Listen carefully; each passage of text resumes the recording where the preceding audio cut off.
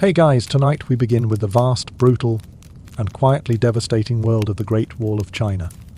Not the tourist photograph version, the real one, where the wall was built by conscripts, criminals and soldiers who mostly didn't come home, and where every stone carried a name, either stamped into the brick or buried somewhere nearby. If you enjoy sleeping through the parts of history they left out of the brochure, hit like and subscribe, because we have a lot of wall to cover, and very little of it involves cable cars or souvenir shops. You have seen the photographs, the walls snaking over green mountain ridges in the morning fog, watchtowers rising from dramatic ridgelines, the whole structure looking ancient and permanent, and somehow inevitable, as if the landscape had always wanted a wall running across it. That image exists. It is real. It is also approximately 400 years old, which in the context of the Great Wall is practically yesterday.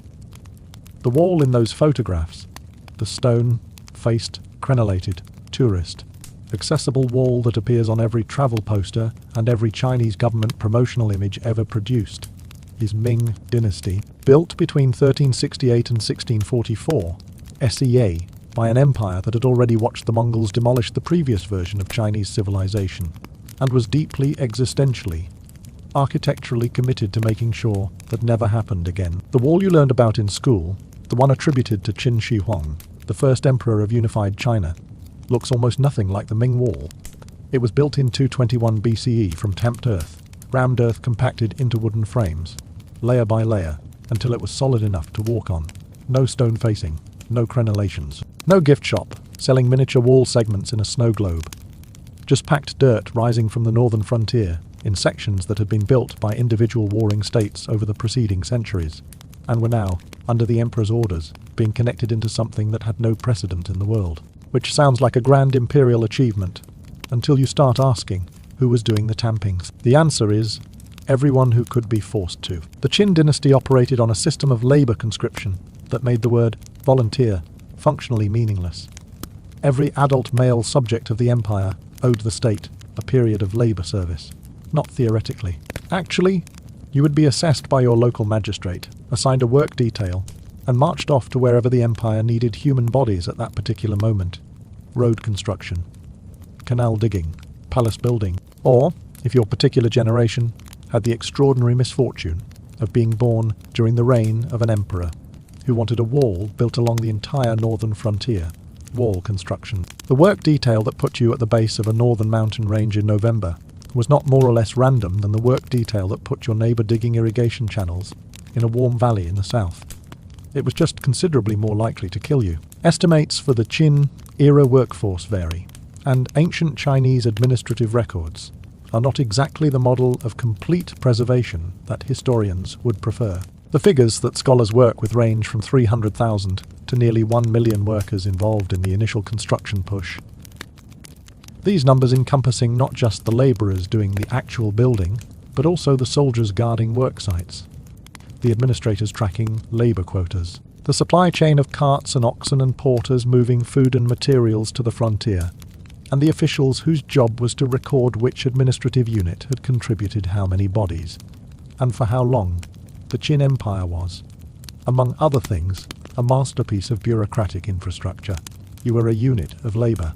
You were tracked as a unit of labour, and when you died on the frontier, which was not a rare event, your death was also, in its way, a bureaucratic problem to be processed and noted in the appropriate register, which is where the legend comes in.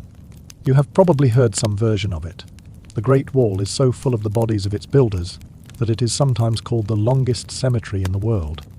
Bones in the mortar, bones in the walls, a soul under every brick. The story is told with the easy confidence of established fact in travel guides, documentary narrations, and the kind of history lessons that prioritize memorability over accuracy. It is also, to the extent that it can be tested, not particularly supported by the physical evidence. Archaeological excavations of Qin-era wall sections have not found evidence of systematic body disposal within the wall structure itself. Tamped earth construction, which is what the Qin wall actually was, does not work better with bones in it.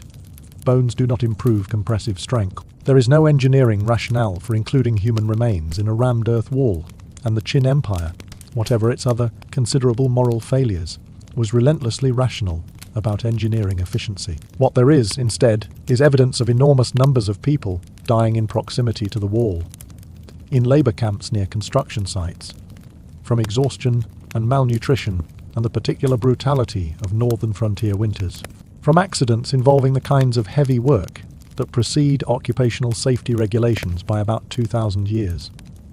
The graves are real. The death toll is real. The scale of human suffering is absolutely, documentably real. It is just that the bodies were buried in cemeteries near the wall rather than inside it, which is a distinction that matters enormously to archaeologists and almost nothing to the families of the dead. Not buried in the wall, just buried because of it.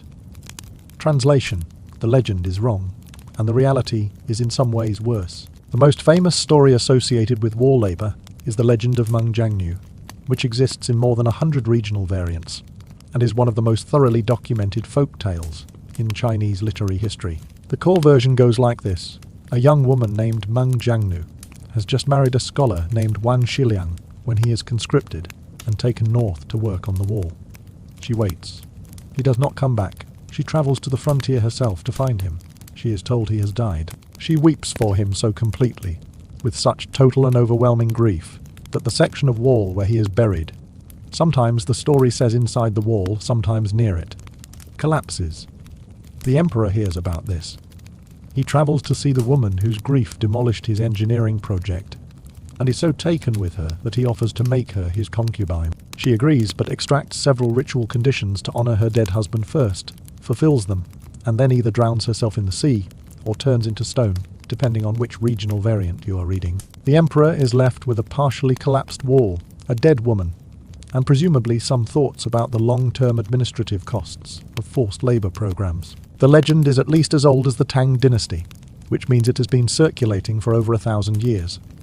It tells you something important about how ordinary Chinese people have always understood the wall, not as a monument to imperial glory, but as a monument to imperial demand, paid for in lives that had other plans for themselves. The Qin wall was built to solve a specific problem, and the problem had a name, the Xiongnu. The Xiongnu were a confederation of nomadic peoples occupying the Eurasian steppe north of what is now Mongolia, and they had been conducting raids into northern China with enough regularity and devastation that managing them was a top-tier imperial priority across multiple dynasties. They were not a primitive society. They were a highly effective pastoral economy built on horse archery, seasonal migration, and the kind of military flexibility that comes from not having fixed assets you need to defend. When the Xiongnu cavalry came south in summer, they could appear from apparently nowhere, take what they wanted, and disappear back into the steppe before any centralized army could mount a coherent response. This was not incompetence on the part of Chinese military planners. It was a fundamental mismatch between a sedentary agricultural empire's military architecture and a nomadic cavalry force that fought on its own terms. The Great Wall was, in theory, a solution to this mobility problem. If you build a continuous barrier across the northern frontier, you force any raiding force to either breach the wall at a specific point, which takes time and makes them visible, or go around it, which severely limits where they can operate. Whether this actually worked is one of the more interesting questions in military history, and the answer is complicated enough to frustrate anyone looking for a simple verdict. The wall did not stop the Xiongnu permanently. Under the Han dynasty that followed the Qin, the empire spent decades fighting the Xiongnu, and ultimately negotiated a peace through a combination of military pressure, diplomatic marriage alliances, and essentially paying tribute to make the raids stop, which is not exactly what you build a wall to accomplish. But the wall also demonstrably changed the nature of nomadic incursion. Large-scale raids became harder to execute without warning. The watchtower communication system gave frontier garrisons advance notice of approaching forces. Any attacking force had to commit to a specific point rather than simply flowing across an open frontier. Officially, the Great Wall was an impenetrable defensive barrier that protected Chinese civilization. Unofficially, it was a very expensive early warning system that happened to be made of dirt, and then later of stone, and whose actual military effectiveness depended entirely on whether the empire had bothered to staff it with enough soldiers who were paying attention. Those soldiers had their own particular experience of the wall. Garrison duty on the northern frontier was not, to put it gently, the career assignment most young men were hoping for. The frontier was cold in ways that a person raised in the agricultural heartland of central China was not prepared for. It was remote. Supply chains were long and chronically underfunded, which meant rations were frequently inadequate for the work being asked of the men consuming them. The nearest city of any size might be several days' march away. Entertainment consisted of watching the steppe, continuing to watch the steppe, and occasionally playing dice games with the other men who had also been assigned to watch the steppe. There was a lot of steppe to watch. Archaeological excavations of Han Dynasty garrison sites along the wall have recovered wooden slips, the era's substitute for paper, recording daily military reports, supply requests, and the kind of personal correspondence that reveals what people actually worried about when they had a moment to write something down. There are letters requesting warm clothing, complaints about ration shortfalls, notes about soldiers who have deserted or gone missing, a remarkable number of documents relating to horses, because the horses required for any meaningful frontier defence were expensive, difficult to maintain in northern conditions, and tended to die at inconvenient moments. There is a slip recording one soldier's formal request to be excused from duty on account of illness. There is a separate slip recording the official response, which is essentially the request is noted. The answer is no. There was no good way to be stationed on the frontier. There was only the wall, the wind, and the paperwork confirming that you were still there. The Han Dynasty extended the wall significantly westward, pushing it toward the Gansu corridor that led to Central Asia, the route that would eventually become the Silk Road. This extension changed the wall's function. It was no longer only a military barrier against nomadic incursion. It was also the administrative edge of a trade network, the physical marker of where the empire's protection extended, and beyond which you were on your own. Watchtowers along the Han extension in Gansu served double duty, watching for hostile cavalry from the steppe, and monitoring the traffic of merchants, diplomats, and pilgrims moving between China and the western regions. The wall was becoming, gradually, an institution rather than just a structure. Between the Han and the Ming, the wall went through periods of active maintenance and extended neglect, depending on the political and military circumstances of whoever was running China at any given moment. The Tang Dynasty, which was politically and culturally one of the most cosmopolitan eras in Chinese history, essentially stopped caring about the wall entirely. Tang foreign policy operated on relationships with frontier peoples, rather than physical exclusion of them, and maintaining a 2,000-kilometre barrier was expensive, and philosophically at odds with an empire that was importing Central Asian musicians, Persian merchants, and Buddhist art in roughly equal quantities. The Song dynasty, which followed the Tang after a period of fragmentation, faced northern frontier threats, but was geopolitically trapped south of the old wall lines, and could not meaningfully use them. The various nomadic empires that controlled northern China during the medieval period, the Khitan Liao, the Jurchen Jin, had their own walls in some areas, but they were facing different directions for different purposes. The Ming dynasty wall, the one in the photographs, was a different project entirely, built in response to a different catastrophe by an empire that had learned in the most humiliating possible way what happens when the northern frontier becomes negotiable. In 1449, a Ming emperor named Zhengtong made the decision to personally lead a military campaign against the Oirat Mongols who had been raiding the northwestern frontier. This decision was encouraged by a powerful eunuch official named Wang Zhen, who is remembered in Chinese historical writing with the kind of sustained and unanimous contempt that suggests every subsequent dynasty reached the same assessment, independently. The campaign was a catastrophe. The emperor was captured at a place called Chumu Fortress. An imperial army of several 100,000 men was annihilated. The captured emperor, who would eventually be ransomed back, which created a succession crisis of exceptional political complexity, represented the single worst military defeat in Ming history. The incident is known as the Chumu Crisis, and its lesson, absorbed by every subsequent Ming government, with something approaching institutional trauma, was that the steppe was dangerous, and the frontier needed to be made substantially harder to cross. The Ming Wall project was the response to that lesson.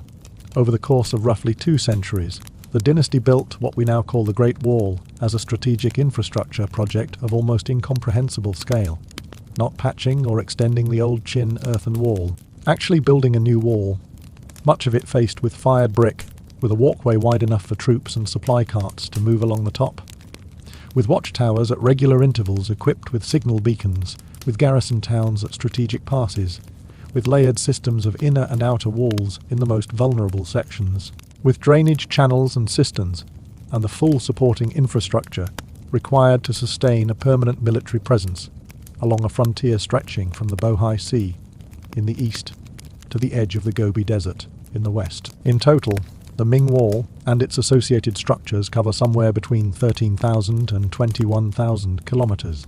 Depending on how you measure, the estimates vary because the wall is not a single structure, but a system of walls, some parallel to each other, some overlapping, some in better condition than others. Traversing terrain that ranges from coastal marshland to high mountain ridges to arid desert plateau.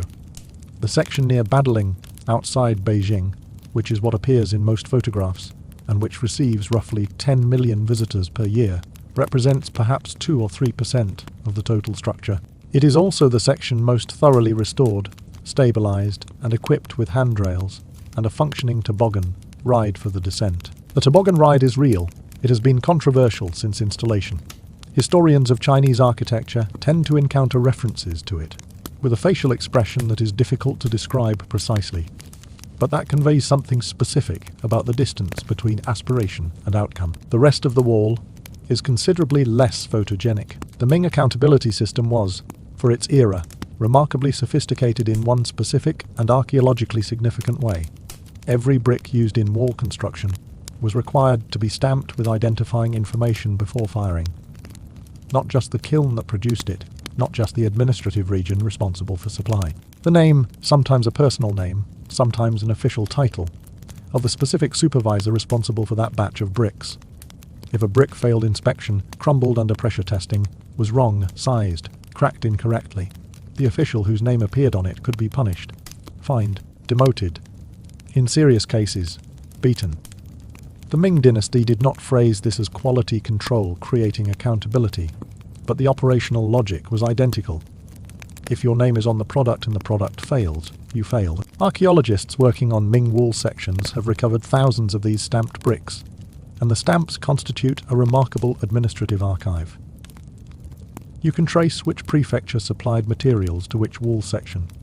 You can identify which construction periods were supervised by which officials. In some cases, you can identify individual kiln masters by name, people whose names have survived 4 to 5 centuries, not because they were historically important in any conventional sense, but because their name happened to be pressed into wet clay that was then fired and incorporated into a structure that partially survived the following 5 centuries, which is its own kind of immortality, if entirely accidental. The workers whose labour actually moved the stone and fired the brick left fewer traces. The Ming construction labour force combined military labour, soldiers assigned to construction as part of their service obligations, with civilian corvée conscription, and, in some sections, hired labour where the empire found payment more efficient than conscription and supply. The records for Ming construction are significantly better than for Qin-era work, separated as they are by 2,000 years of archival attrition. From these records,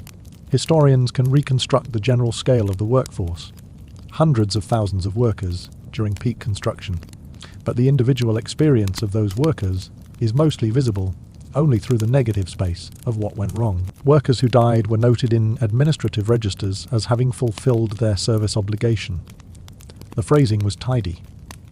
Workers who deserted, and there were desertions, documented with the bureaucratic disapproval of an administration that found desertion inconvenient, were recorded separately. Workers injured beyond usefulness were a resource allocation problem, consuming rations without contributing to production quotas, and the administrative solution to this problem varied by period and by the particular character of the official in charge of any given work camp. You would have been cold. The construction seasons pushed into autumn and early winter when weather permitted, which was frequently not when warmth permitted. You would have been underfed. The daily ration was approximately enough grain to keep a person functional, which is not the same as enough to sustain heavy physical labour across 12 or 14 hours at elevation. The water supply at frontier construction sites was a persistent logistical crisis. Locations chosen for wall construction were not chosen for their convenient access to fresh water, and supplying water to thousands of workers on a high ridge required a supply chain that was perpetually underfunded relative to the work it was asked to support. The tools were your hands, a carrying pole, a wooden tamping frame if you were working on earthen sections, a stonemason's hammer and chisel if you were working on stonework, and whatever improvised equipment the work gang had collectively figured out made the job slightly less impossible. There were no cranes. There were no mechanical lifts. The stone blocks for the Ming wall's facing some weighing several hundred kilograms, were moved by combinations of ramps, rollers, levers, ropes, and the organized labor of enough human bodies to make moving something very heavy merely very difficult, rather than impossible. This is how every major pre-industrial construction project worked. It remains, the more you think about it, an extraordinary thing that human beings managed to do at all. The Watchtower communication system deserves more attention than it typically receives, because it represents one of the genuinely elegant pieces of engineering in the entire project. One that tends to get lost in the visual drama of the wall itself. The Ming watchtowers, roughly 20,000 of them along the main wall, spaced at intervals of roughly 500 meters to maintain visual contact between adjacent positions, served a communication function that was, by 16th century standards, genuinely rapid. A signal could travel from the eastern terminus of the wall at Shanhai Guan, on the Bohai Sea, to Beijing, a distance of roughly 300 kilometers. In a matter of hours using the beacon relay system, the system operated on a standardized code: one smoke signal during the day, or one fire at night, approaching enemy force of fewer than 500 men. Two signals, 500 to 3,000. Three signals, 3,000 to 5,000. Five signals simultaneously. The maximum urgency condition indicated more than 10,000 troops approaching. The code was standardized by military regulation. The penalties for false signals were sufficiently severe that soldiers presumably counted approaching cavalry carefully before committing to the lighting of anything. In 1550, during a Mongol incursion that reached the suburbs of Beijing, the beacon system performed exactly as designed, delivering warning to the capital in time for garrison commanders to mobilize. The Mongols were not stopped. They raided the outskirts and withdrew. But the communication infrastructure functioned under actual operational conditions. In the 16th century, that was impressive. The towers themselves were built to a standardized plan, varying slightly by local conditions and available materials. 2 stories, the lower level storing supplies and beacon fuel, the upper level serving as the observation platform, with crenellated parapets and a flagpole for daytime visual signaling when smoke would be invisible. Standard garrison assignment per tower was 5 to 6 soldiers, enough to maintain a rotating watch schedule, not enough to do anything meaningful if an actual armed force decided that particular tower was worth assaulting. The towers were warning systems. The distinction mattered when the Mongols came calling. Garrison towns grew up at intervals along the wall, particularly at mountain passes and at junctions of the inner and outer wall systems. These towns, some of which survive today as living communities, developed their own economic and social character that was neither purely military nor purely civilian. Soldiers stationed there brought families who settled nearby. Local economies developed around supplying the garrison. Grain merchants, blacksmiths, textile vendors, physicians, the full complement of services that any permanent community requires. Archaeological work at Ming-era garrison sites has recovered not just weapons and military equipment, but cooking vessels, children's toys, evidence of domestic animal keeping, remnants of the ordinary daily life that happens everywhere. People stay in one place long enough to make it home. The people who served at the wall for their whole lives, who were born in garrison towns and died in watchtowers. They had stood watching as young men, whose entire experience of the world was bounded by the wall and the steppe visible from its parapets. Those people are mostly invisible in the historical record. They appear in supply requisitions and in military registers, and occasionally in recovered correspondence. They did not write memoirs. They were not the intended audience of the official histories. The wall remembers them only as a structural fact. Someone built this, someone maintained it, and that someone had a daily routine and a family somewhere, and a name that may or may not have been stamped into a brick. Now, the question the title of this video promises to address: is there actually a soul under every brick? The short answer is, not literally. The long answer is, in every way that actually matters, yes. The literal claim that workers who died during construction were incorporated into the wall structure, used as fill material, embedded within the fabric of the wall itself, is not supported by physical evidence. Systematic excavation of wall sections across multiple dynasties has not found evidence of intentional body disposal within the wall. The chin-tamped earth walls do not contain human remains in their structure. The Ming brick faced walls, built to specific engineering tolerances and subject to quality inspection, were not constructed with human bones as an ingredient. The bones in mortar story, repeated confidently in travel guides and documentary narrations, is, archaeologically speaking, not accurate. But the number of people who died building the wall, in proximity to the wall, as a direct consequence of being assigned to build the wall, is genuinely large across multiple dynasties, across more than 1,000 years of construction and maintenance. The Qin era records suggest the death toll from construction, and associated frontier military campaigns may have reached into the hundreds of thousands. Han dynasty records tell a similar story across different specific circumstances. The Ming construction records, which are the most complete of any dynasty, document worker deaths with the administrative regularity of a system that had incorporated that possibility into its operational planning. Workers fell from elevation. Workers died in accidents involving heavy stone and inadequate rigging. Workers died from disease in crowded camps with poor sanitation. Workers died from cold during winter construction pushes. Workers died from the specific convergence of chronic undernutrition and sustained physical labor. Not dramatically, not with any single identifiable cause, but gradually.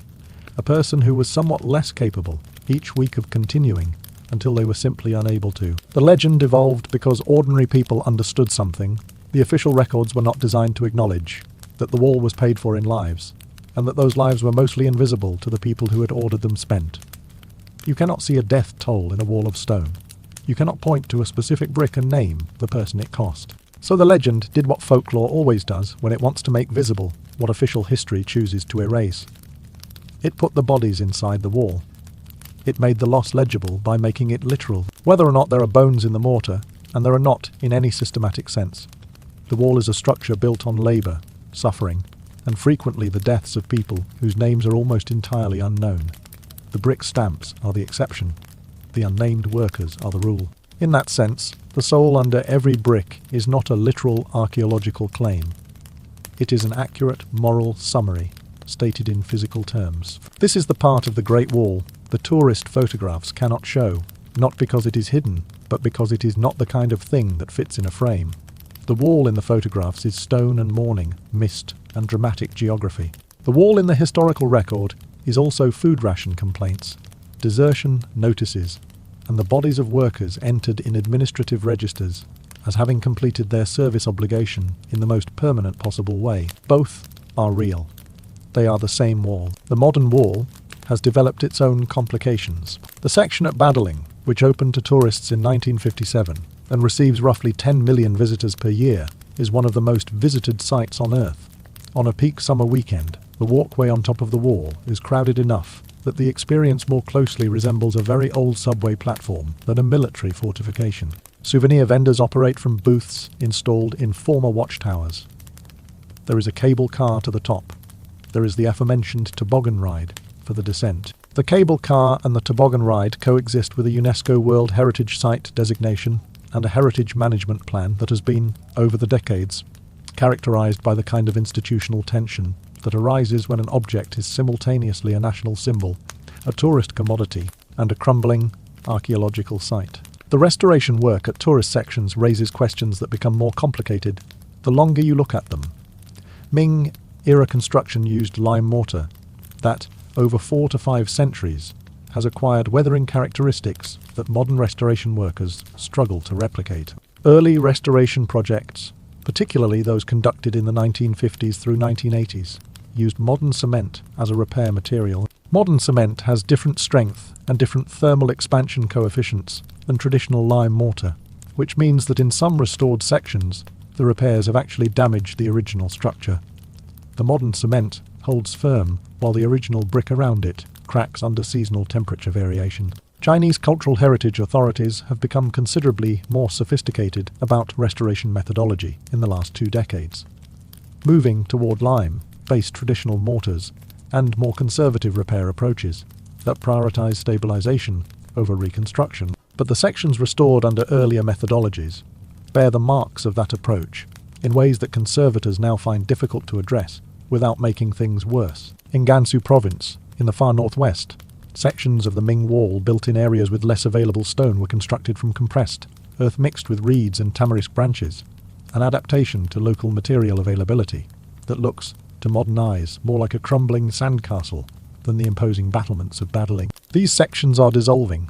Wind erosion, water erosion, agricultural encroachment, and several centuries of local farmers helping themselves to pre-cut building materials have reduced substantial portions of the western wall to irregular earthen mounds that are difficult to distinguish from the surrounding landscape at ground level. You can be standing on the Great Wall in Gansu and not realize it. This is not a situation the Ming Dynasty construction supervisors would have considered acceptable. But the Ming Dynasty construction supervisors have been unavailable for comment since 1644. A 2012 survey by the Great Wall Society of China estimated that roughly 30% of the Ming Wall had disappeared entirely, and another 40% was in poor to serious condition. The sections surviving intact without restoration are concentrated in areas that are either geographically inaccessible, steep ridge sections with no road access, or administratively inconvenient. Rural areas where no tourist revenue justifies maintenance expenditure. What you are looking at when you look at the famous photographs is the best preserved 2 or 3% of a structure that is, in its majority, either significantly deteriorated or simply gone. The wall is simultaneously more than it appears, in terms of total historical extent and complexity, and considerably less in terms of the physical survival of the thing you have been imagining. The villages that grew up around Ming garrison points have their own relationship with the wall that is different from both the tourist experience and the heritage preservation discourse. In communities where the wall has been a physical feature of the landscape for 500 years, it is not a monument, it is a neighbour. Its stones have been borrowed for house construction across generations. Its watchtowers have served as shepherding shelters during summer grazing. Children in these communities grow up playing on the wall without any particular sense of historical gravity, because something that has always been there does not feel like history. It feels like the landscape. Local farmers know which sections flood in heavy rain, and which sections provide useful shade in summer. The wall, in its unrestored state in these communities, is simultaneously ancient and entirely ordinary, which is perhaps the most accurate relationship anyone has ever had with it. There is a particular quality to unrestored sections in late autumn, when the mountain grasses have gone brown, and the light comes in at a low angle from the northwest. The wall runs over a ridge line, and the ridge drops away on both sides, and there is nothing visible. No vendors, no other visitors, no infrastructure of any kind, and the wall itself has been reduced to its essentials, a line of stone across a mountain, crumbling at the top where the parapets have fallen, with the raised rubble outline of a watchtower visible at the next ridge. You can stand in that section and feel very clearly that this is what most of the wall looks like, and has looked like for most of its history, a line drawn across geography by the decision of someone far away, maintained by people who didn't choose to be there, and now slowly returning to the mountain from which it was quarried. The wall was never, in the end, what it was supposed to be. It did not stop the Xiongnu permanently. It did not prevent the Mongols from eventually conquering China. Kublai Khan's armies went around sections, through others, over some, and ultimately through the simple military reality that a wall is only as strong as the army staffing it, and by 1271 that army had its own problems. It did not prevent the Manchu forces that ended the Ming dynasty from entering through the gate at Shanhaiguan, where a Ming general named Wu Sangui, facing a civil war he had already lost and a rebel army already at Beijing, made the decision to open the gate rather than continue fighting on two fronts simultaneously. The wall that was supposed to be the permanent boundary between civilization and the steppe became, in the end, a passageway. The gate opened from the inside. This is not a failure of engineering. As engineering, the wall was genuinely remarkable. A feat of logistics, labour organisation, and sustained institutional commitment that remains extraordinary by any historical standard. What it was a failure of was the theory that you can solve a geopolitical problem with a physical barrier.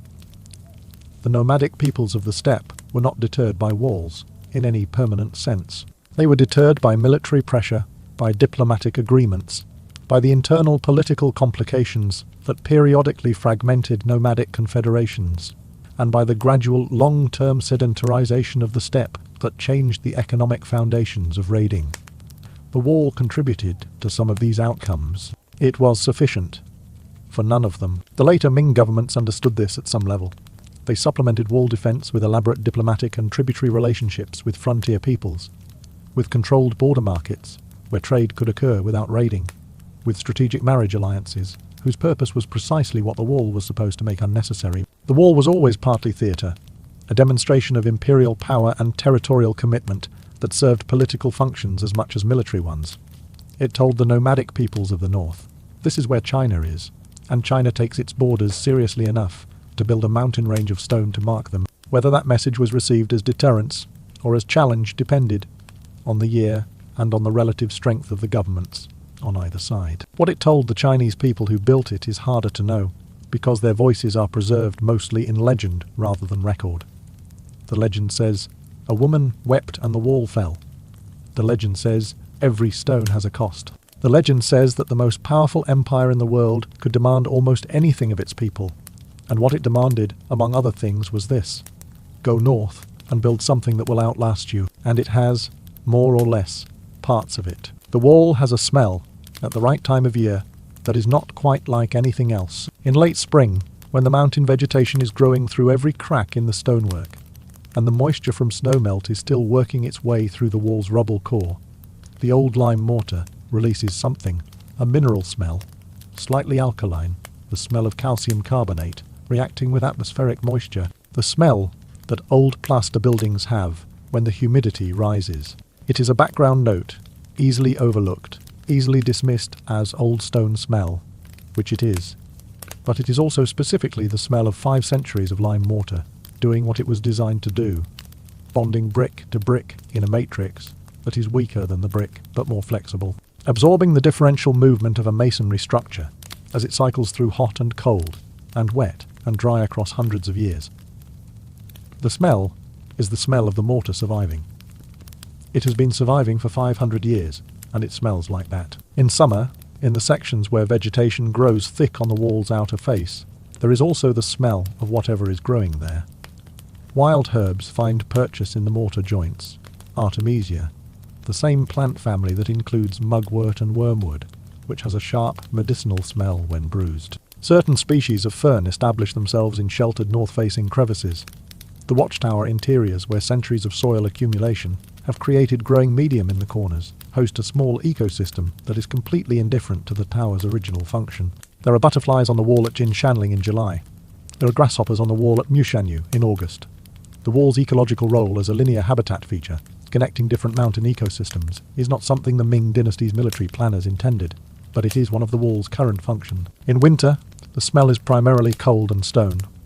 The cold at altitude in January has its own physical character, not just the sensation of low temperature, but the quality of very dry air carrying very little particulate, the air that makes the mountains above Beijing visible on winter days in a way that the summer haze makes impossible.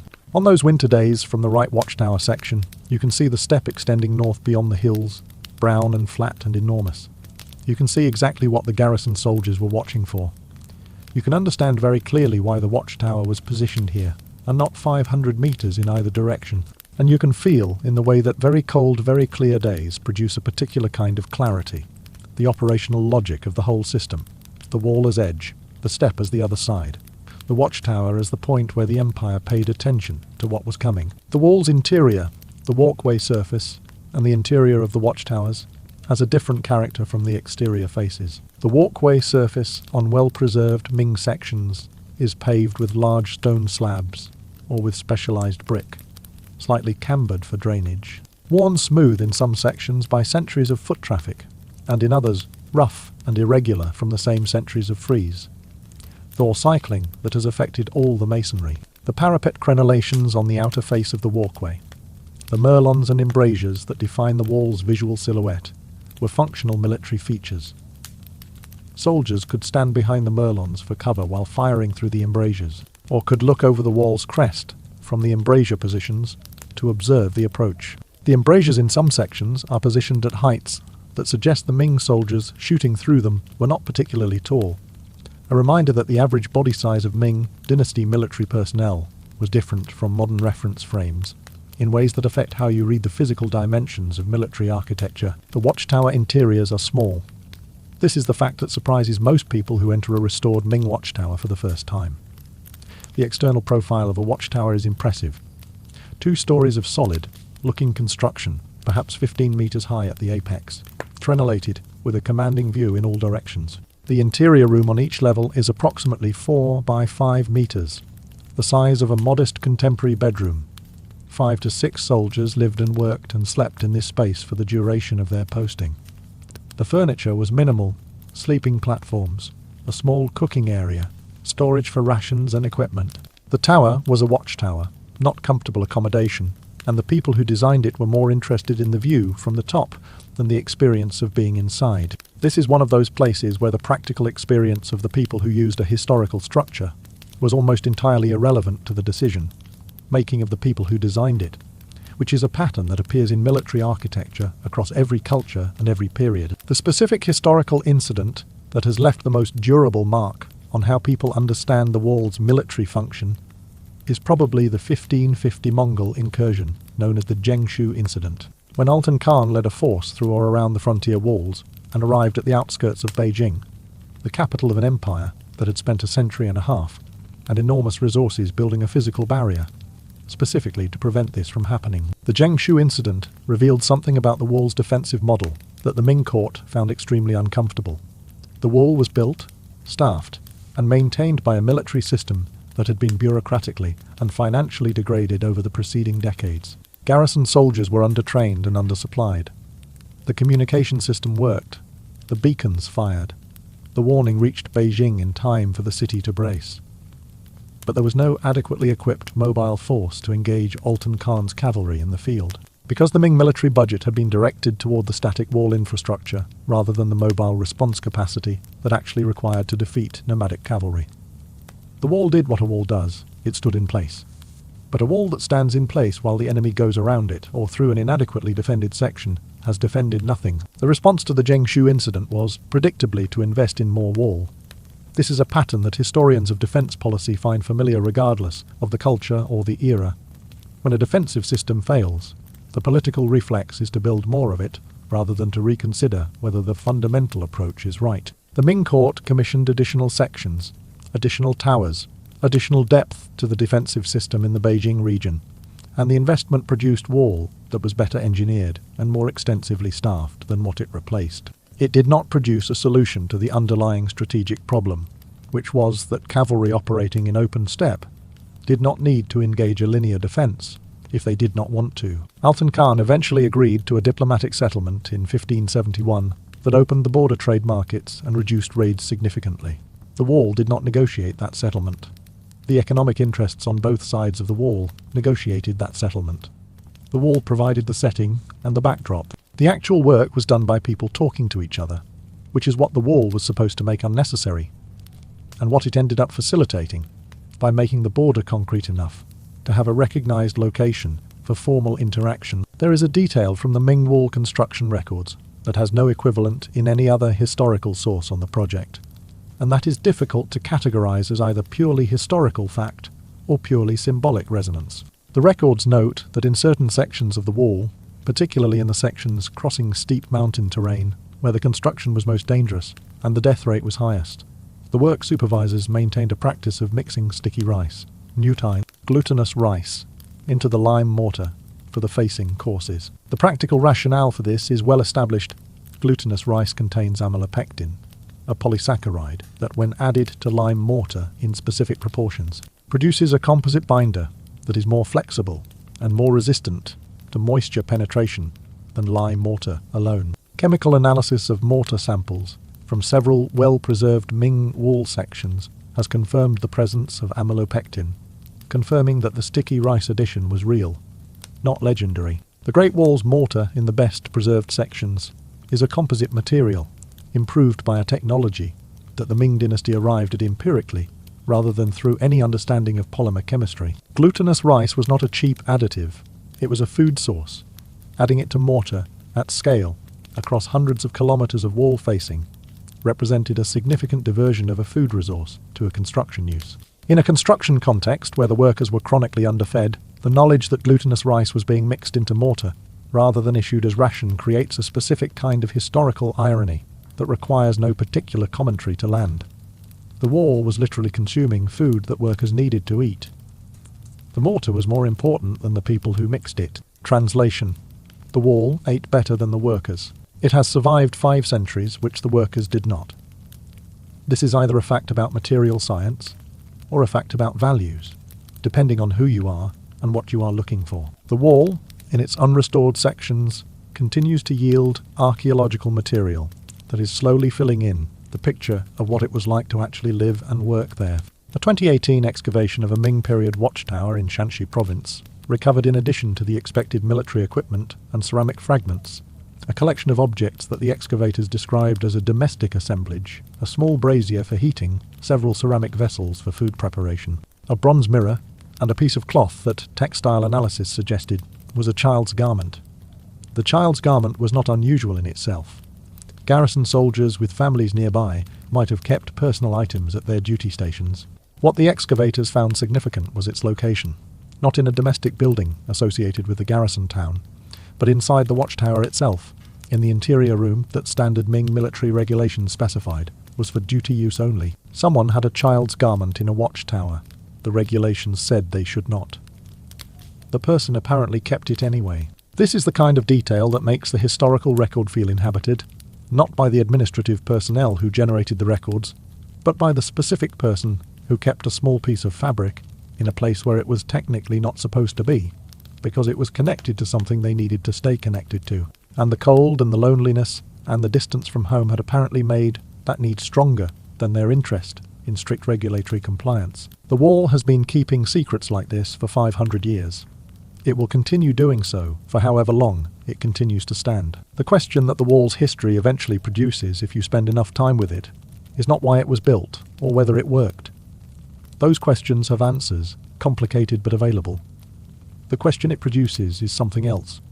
What does it mean to be the person whose name is on the brick? Not the emperor who ordered the wall, not the general who commanded the construction, not the official whose name is stamped on the brick in his supervisory role. The person whose name is on the brick in the sense that they put it there. The kiln worker, the quarrier, the mortar mixer, the layer. The person whose daily labour contributed one specific brick to a structure that has survived 5 centuries and will survive, in parts for several more. That person's contribution is not commemorated. Their name, if it appears at all, appears sideways in the bureaucratic record. In the supply register, in the ration list, in the desertion notice or the death notation that marks where they stopped appearing in subsequent records. They built something that billions of people have heard of, and they are completely invisible in the thing they built. And the thing they built is one of the most recognizable human-made objects in the history of the planet. This is not unusual in the history of monumental construction. The pyramids of Egypt were built by a workforce that is archaeologically recoverable and historically anonymous. The medieval cathedrals of Europe required centuries of labour by people whose names are occasionally preserved in foundation documents and completely absent from the finished structures. The Great Wall is perhaps the most visually dramatic example of this pattern, because it is so clearly a structure that no individual could have produced or fully perceived. Its scale exceeds any single human experience of it. No one has ever walked its entire length. The wall exists as an object of imagination, more than as an object of direct experience. You experience a section of it, and you imagine the rest, and the imagination does most of the work. The man whose name is stamped into the brick under your left foot on the walkway at Jin Shanling built that brick. He did not build the Great Wall. He built a brick that became part of the Great Wall, which is a different kind of achievement, less satisfying as a story, but more accurate as a description of what actually happened. The wall is made of exactly this, the sum of a very large number of specific bricks, built by a very large number of specific people, most of whom we will never know anything about, working under conditions that ranged from difficult to terrible, for reasons that they did not choose. The monument that resulted is real. The achievement is real. The cost is also real. All 3 of these things are the same wall. You wake in the morning and the wall is still there in its various states of survival, running over mountain ridges that most visitors will never climb. The tourists are taking the cable car to Battling. The conservation teams are working on the accessible sections near Beijing. Somewhere in Gansu, a section of compressed earth and tamarisk branches is a little shorter than it was last year. Somewhere in Hebei, a farmer's boundary wall incorporates several bricks stamped with the name of a Ming dynasty kiln supervisor in the 1560s. And the name is facing inward, pressed against the mortar, invisible, still there. The lime kilns that supplied the mortar for Ming wall construction were themselves a significant industrial operation, and their placement in the landscape tells you something specific about the construction logistics. Lime mortar requires burning limestone at temperatures above 800 degrees Celsius for extended periods, a process that consumes enormous quantities of fuel and produces quicklime that must then be slaked with water to produce the working mortar. The kilns were positioned as close to limestone deposits as possible to minimize transport distances and as close to available fuel sources, primarily wood, as possible for the same reasons. The competition between construction fuel requirements and local agricultural and domestic fuel needs created friction with surrounding communities that is documented in local records from Ming frontier counties. Construction supervisors requisitioning firewood at prices or under conditions that local residents found inadequate. Disputes over access to stands of timber that served both functions. The kind of resource conflict that large construction projects generate in the areas they pass through. The lime production for a single major construction season at a large wall section required hundreds of kiln firings, consuming thousands of trees. The landscape around active construction sites was progressively stripped of accessible timber as the project continued, which pushed fuel gathering further and further from the kilns, which increased the transport cost, which increased the overall project cost in a compounding curve that the administrative records identify as a persistent supply problem without always connecting it to the deforestation that caused it. The northern frontier was not heavily forested to begin with.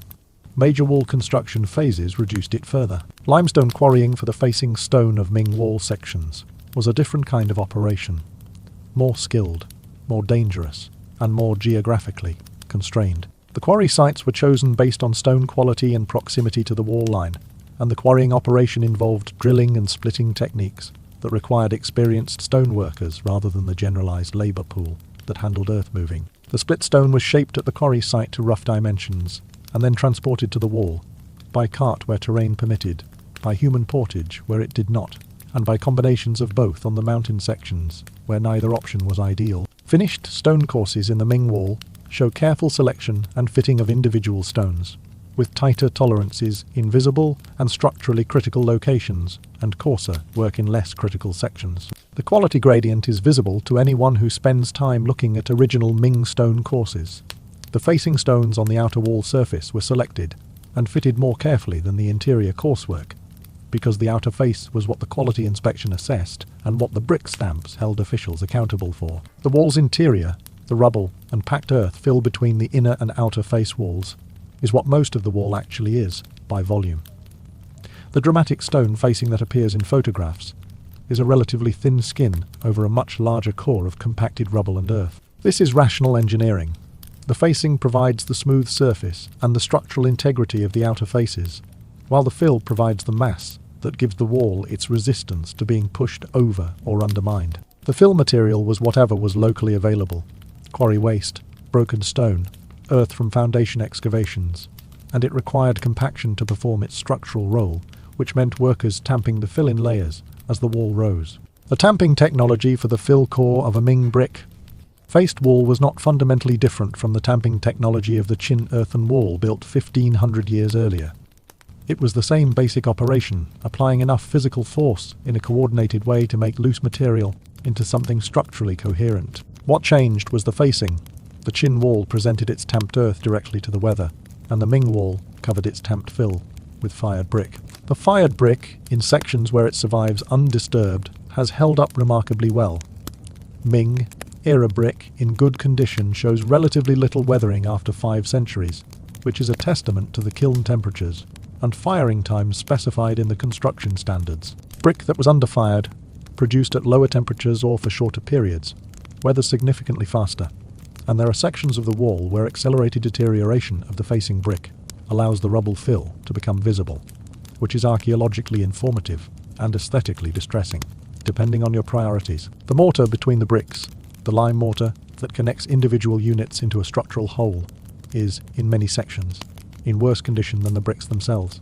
Lime mortar is softer than the brick it bonds, which means it weathers faster, which means that in deteriorated sections, the facing bricks are frequently intact while the mortar between them has eroded, leaving individual bricks sitting in their positions without any bonding material to hold them there. These sections are structurally precarious. The facing is still visually present, but is not mechanically connected, and a moderate impact or a severe frost event could dislodge facing courses that have been sitting in place on eroded mortar for decades. Conservation teams who have worked on these sections report the experience as somewhat alarming. The wall looks intact from a distance, and turns out to be held together by friction and habit. The garrison religion of the Ming frontier was not simple or uniform, and it tells you something about what soldiers actually found useful to believe when they were stationed somewhere difficult. The primary deity of frontier military culture was Guan Yu, the deified general from the Three Kingdoms period, patron of soldiers, sworn brotherhood, and righteous courage in bad circumstances. Guan Yu temples appear in Ming garrison towns, and at significant pass gates along the wall, their placement reflecting the specific spiritual economy of military service. You needed a protector who understood what the job involved, who had faced impossible odds himself, who represented the values of loyalty and courage rather than comfortable prosperity. Guan Yu was not the god of things going well. He was the god of maintaining integrity when things were going badly, which was the more operationally relevant category for a garrison soldier on the northern frontier. The earth god, the Tudi Gong, protector of specific places, was also widely venerated at garrison sites, represented by small shrines maintained by the local population at boundary points and significant locations. The wall was, among other things, a boundary in the ritual sense, as well as the military sense, and the maintenance of appropriate spiritual relationship to boundary spaces was something that both the garrison and the local civilian population took seriously. Scholars working on the wall's social history have documented earth god shrines at certain watchtower sites that appear to have been maintained through multiple dynasties. The same place, the same ritual functioned, serving communities whose specific composition changed as the political context changed, while the felt requirement for maintaining a spirit relationship with the boundary remained constant. There is also documented evidence of Buddhist and Taoist religious practice at garrison sites, in the form of recovered text fragments and the architectural remains of small shrine structures within some watchtower complexes. The religious landscape of a Ming frontier garrison was not monotheistic and not exclusively focused on martial deities. It was the religious landscape of ordinary people who happened to be stationed somewhere cold and dangerous and far from home, and who required the full range of spiritual support that ordinary people require: protection in danger, comfort in hardship, connection to something larger than the daily work quota, and the possibility that the people they missed were being looked after in their absence. The water supply system at significant garrison points deserves attention because it represents one of the engineering challenges that the wall's visual drama tends to obscure. A watchtower garrison of 5 or 6 soldiers required water for drinking, cooking, and animal care, in a location that was chosen for its commanding view of the steppe rather than its proximity to water sources. The solution varied by location. In mountain sections with accessible springs or streams, the water supply was direct. In drier sections, cisterns cut into rock or constructed from brick and lined with lime plaster collected rainwater and snowmelt. In the driest desert sections, water was part of the supply chain, delivered from the nearest garrison town, which meant that any disruption to the supply chain created a water access crisis at the downstream watchtowers within days. The cisterns that survive at Ming watchtower sites are, in archaeologically good condition, impressive examples of practical hydraulic engineering adapted to minimal resources. A well-built cistern at a mountain watchtower could hold several months' water supply, with a plastered interior that reduced seepage and evaporation to manageable levels. The overflow systems were designed to prevent structural damage from excessive accumulation. The access systems, typically a small opening at the top with a bucket and rope, balanced accessibility with protection from contamination. This was not sophisticated hydraulic technology. It was careful practical engineering by people who understood the specific problem they were solving and the specific resources they had to solve it with. The social structure immediately south of the wall, in the counties and prefectures from which the labour and supply chains were drawn, was permanently shaped by the wall's presence, in ways that local gazetteers from the Ming period document in considerable detail. The counties closest to the wall carried a disproportionate share of the supply burden. They provided labour for construction and maintenance. They provided grain for garrison rations. They provided animals for transport. They provided the firewood and limestone for the lime kilns. They provided the clay and the kilning capacity for brick production. The administrative demands on these counties were calibrated to what the empire needed from them, rather than to what they could provide without economic damage. And the records of magistrates in these counties during peak construction periods include requests for tax relief and supply quota reductions that were sometimes granted and often not. The families of men on frontier labour assignment managed the household economy, during the absence of the labour that had been requisitioned. The work of keeping a farm productive and a household functional, with a central labouring adult removed, fell on the remaining family members, primarily women, older adults, and children who were old enough to contribute useful work. The extent of this burden is not directly quantified in most administrative records, because the administrative records were tracking the conscript rather than the household.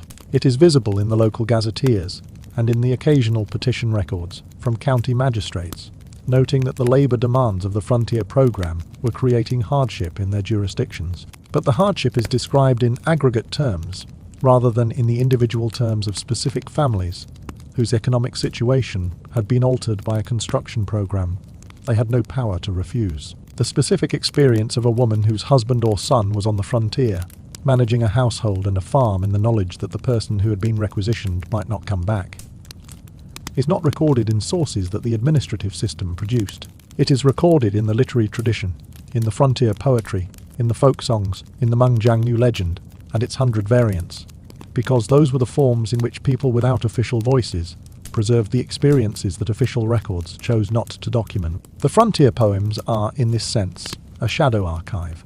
They record what the administrative archives omit, in forms that have survived for a different reason. The specific moment in the Meng Jiangnu legend where the wall falls is worth dwelling on, because it is doing something more precise than simple grief. As magic. The woman's grief is not destroying the wall because grief is powerful.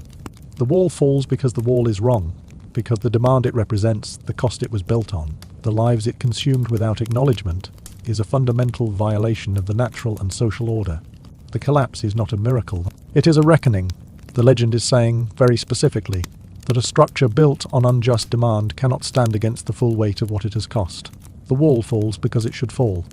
The emperor's architectural project cannot withstand the accounting of what it required of ordinary people who had no choice but to provide it. This is a profoundly radical reading of the wall's legitimacy, preserved in a story that has been circulating for over 1,000 years, in a society where the official position on the wall's legitimacy was not complicated. The Meng Jiangnu story is, among its many other functions, a piece of popular political theology, the assertion that imperial power, however vast, is not immune from the reckoning that its costs eventually produce. The fact that this story survived and was transmitted across 1,000 years of dynasties that all, in various ways, also made comparable demands on their subjects, suggests that the need it met, the need to assert that someone was counting the cost, that the debt was real, that the accounting would eventually come, was a need that was not going away. The mortar may not contain bones. The legend contains something more durable.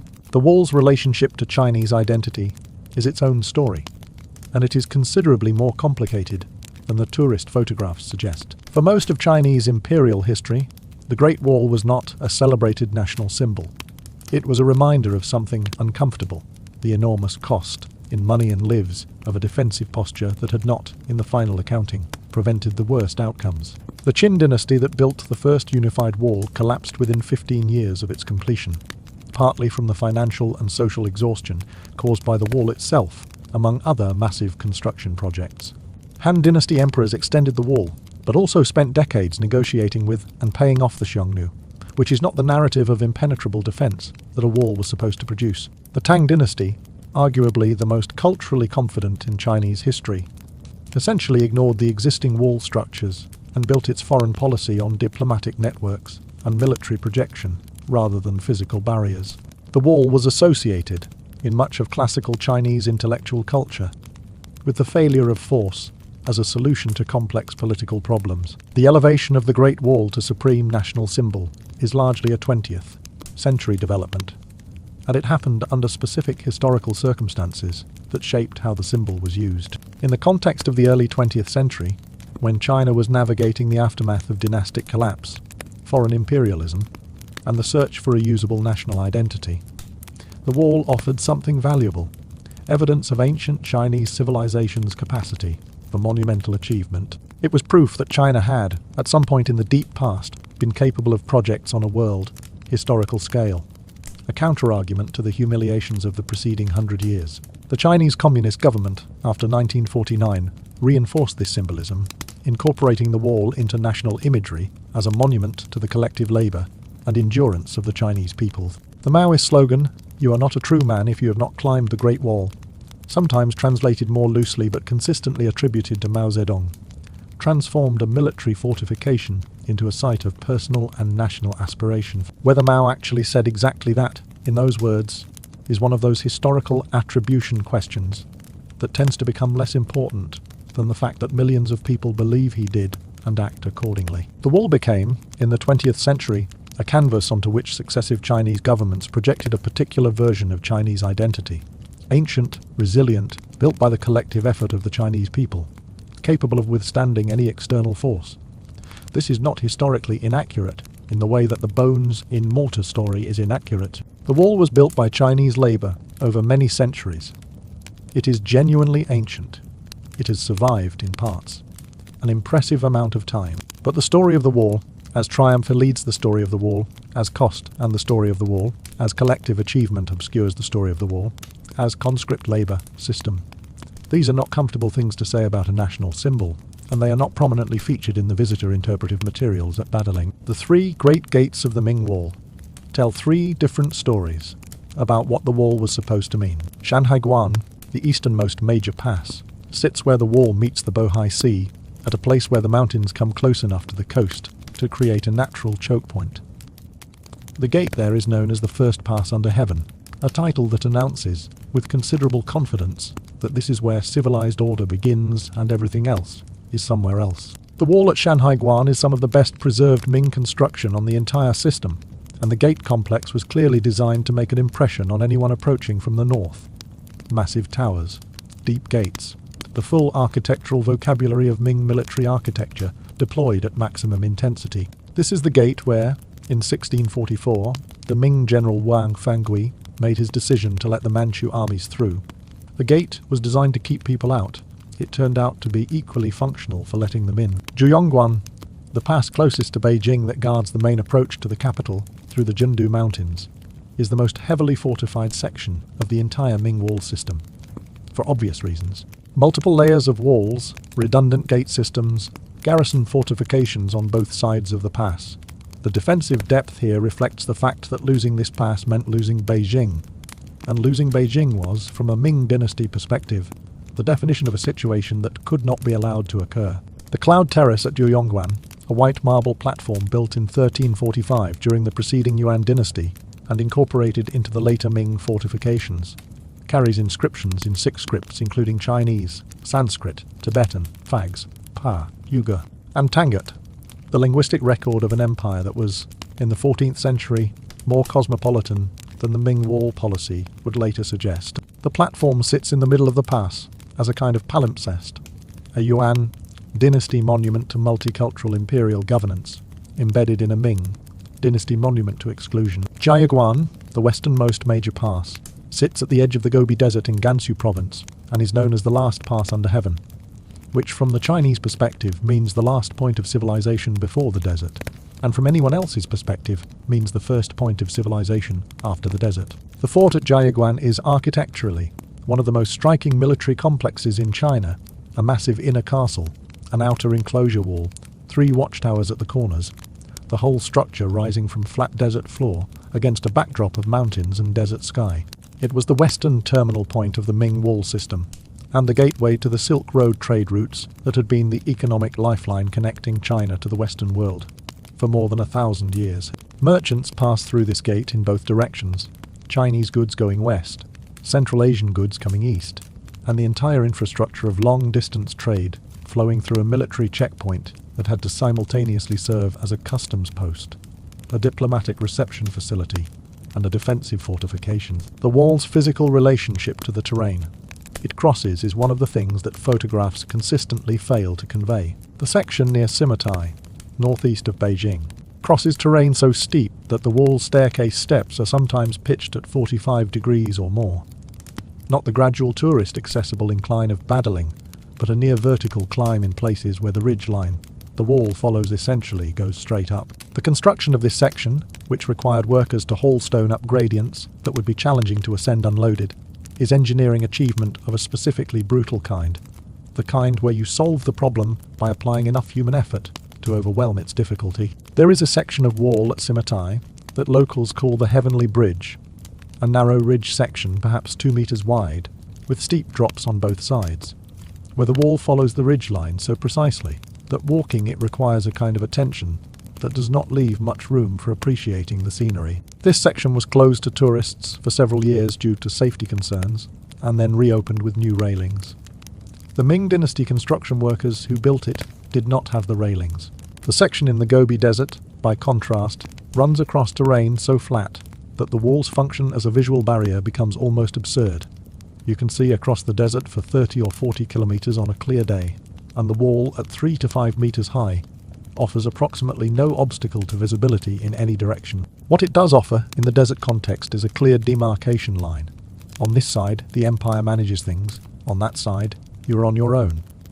It also, in the desert, offers the only shade for considerable distances, which means that the wall's military function and its practical function for anyone crossing the desert on foot are very different things. Merchants and pilgrims who spent days crossing the Gobi were not thinking about the wall as a defensive fortification.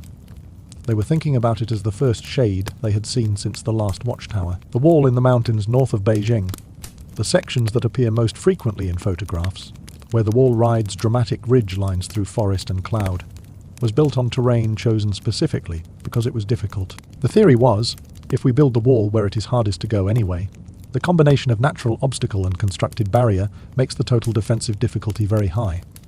The theory was correct, and it produced wall sections of extraordinary visual drama and extraordinary physical challenge for everyone involved in building them, maintaining them, and dying on them over several centuries of frontier service. There is a particular piece of evidence from the Ming construction period that does not appear in the tourist brochures, but that historians of the period find difficult to stop thinking about once they encounter it. The Ming government, in certain phases of the construction program, required that completed wall sections be tested for structural integrity by rolling a single grain of millet against the surface of a finished section. If the grain moved, if the surface was insufficiently smooth, if the mortar joints were uneven enough to catch and deflect the grain, the supervisors responsible for that section could be held accountable. A single grain of millet against a wall section hundreds of meters long. This is the kind of quality standard that becomes imaginable only when you consider what happened to supervisors whose sections failed inspection, and what happened to the workers under those supervisors when the supervisors passed those consequences downstream. The surface of the wall, in the sections where this testing protocol was applied, is notably smooth. The smoothness is not an accident. The smoothness is the material record of a quality control system, backed by consequences that nobody wanted to experience. The logistical challenge of supplying a construction workforce of hundreds of thousands across multiple construction seasons in the northern frontier was itself a project of enormous complexity. The food supply chain for Ming wall construction drew on granary networks across multiple northern provinces, moved by cart and pack animal along road systems that were themselves maintained partly by conscript labour to supply depots at garrison towns that then distributed rations to individual work camps. The records of this supply chain, partial, fragmented, but recoverable from Ming administrative archives, show a system that was chronically underfunded relative to the labour force it was supposed to support. Ration shortfalls were regular. The responses to ration shortfalls varied. In some cases, supplementary supply was organised. In others, the ration was simply reduced. In others, the response appears to have been bureaucratic acknowledgement of the shortfall without any particular remedy. Workers who starved or fell ill from malnutrition during a documented ration shortfall appear in the administrative record as individual deaths from illness. The systemic cause is visible only in the aggregate. The brick kilns that supplied the Ming wall's facing were scattered across the northern provinces in a production network of considerable scale. A single major construction season required millions of bricks. The estimates for the entire Ming wall program run into the billions, which is a number that becomes slightly more tractable when you consider that the program ran for roughly 200 years. The kilns were operated by a mix of civilian craftsmen, conscript labour, and military labourers, depending on location and period. The brick-making process, clay preparation, shaping, firing, quality inspection, transport to the wall, was itself a multi-stage operation involving multiple categories of workers who may never have seen the wall itself. A kiln worker in Hebei province, stamping his name on a batch of bricks in 1560, was contributing to a construction project whose total extent he could not have conceptualized. His name is still there, in the wall near Jinshanling. The wall, when you look at it that way, is not a structure built by a unified workforce with a shared sense of purpose. It is a structure assembled from the contributions of an enormous number of people, most of whom had very limited visibility into anything beyond their immediate work assignment, operating under administrative pressure that was calibrated to produce results regardless of the human cost of production. The nomadic peoples on the other side of the wall have their own perspective on it, that Chinese and Western historical accounts have tended to underrepresent. For the Xiongnu, the Mongols, and the various other confederations and peoples who occupied the steppe north of the wall over the centuries, the barrier represented something different than what the empire intended. The wall was not, from the steppe side, primarily a military obstacle. It was a statement about how the empire viewed the relationship between settled and nomadic ways of life, and that statement was not a neutral one. The wall said, "You are on the other side." The wall said, "The thing you do, moving across the landscape with animals, living without fixed address, organizing your society around mobility rather than territory, is incompatible with civilization as we define it. And the definition of civilization has a physical boundary here, and you are outside it." The nomadic response to this statement varied by period and by the specific political circumstances of the confederation in question, but it never involved simply accepting the premise. The Xiongnu negotiated, raided, and negotiated again. The Mongols eventually conquered China entirely and ruled it as the Yuan dynasty, at which point the question of who was on which side of the wall became considerably more complicated. The Manchu rulers of the Qing dynasty, who replaced the Ming in 1644 and ruled China until 1912, came from a background that the Ming Wall was specifically designed to exclude, and their response to the wall was to essentially stop maintaining it, since the political logic of the barrier had been overtaken by historical events. Under the Qing, the Great Wall became what it remains in most of its length today, a monument to an earlier empire's anxieties, slowly returning to the landscape. The wall has been called many things over the centuries. In Chinese, it is most commonly referred to as the 10,000 Lai Wall, the Wanli Chang Chang, which is simultaneously a literal measurement claim and a hyperbolic statement of extent. 10,000 Lai is approximately 5,000 kilometers, which is roughly in the right range depending on which dynasty's wall you are measuring and how you handle the multiple parallel sections. The 10,000 figure was probably never meant as a precise survey measurement. It was meant as, this is so large that the number doesn't really matter anymore. This is beyond counting. This is the kind of thing that, once you start it, the counting becomes beside the point. In that sense, the wall's scale has always been understood by everyone who has had anything to do with it as something that exceeds normal human reference frames. The workers who built it could not see the whole of it. The officials who administered it could not inspect the full extent of it in a single lifetime. The emperors who ordered its construction knew it only through maps and reports, and the occasional imperial tour of accessible sections.